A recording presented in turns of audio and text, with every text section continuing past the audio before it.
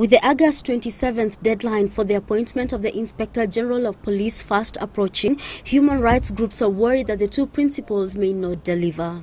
The continued uncertainty and delay in the said appointments is a blatant violation of the Constitution as stipulated under the fifth schedule, which requires national security organs and the command of the National Police Service to be appointed within 2 years of the Constitution's promulgation. This then puts the current head of the police force in a precarious position as he would be serving unconstitutionally. Katiba imetoa mihula ama ule wakati ambapo lazima mageuzi fulani yaweze kutekelezwa. Wakati ambapo muda huo unapopitwa inaleta hali ya taharuki. Manake sasa itakuwa ni vipi sisi tutachimbua katiba yetu? Na katika fikra yetu wengi ni kwamba itakuwa wale ambao wanaendelea kuhudumu katika vile viti watakuwa wanafanya hivyo kinyume na sheria. The activists now want the two principals as well as key stakeholders to give a way forward on how to deal with the issue, given that the appointment process seems to have stalled.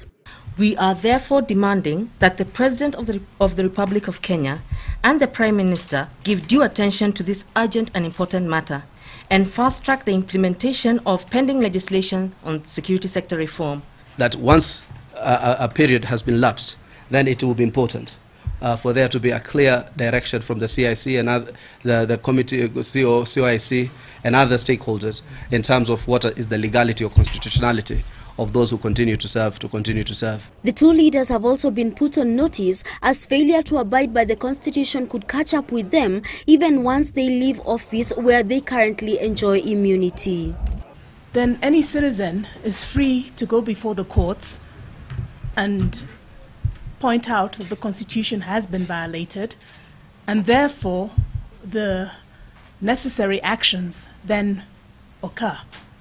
And as had been mentioned by Hassan, people that are in office are then in office illegally, but more importantly, those who are responsible for appointment have engaged in a violation of the Constitution and therefore unconstitutional conduct and therefore are liable for the constitutional consequences. And even if they enjoy some form of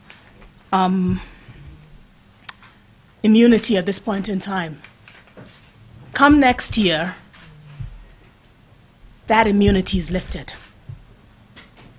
And so even once they're out of office, they can still be prosecuted and they're still liable.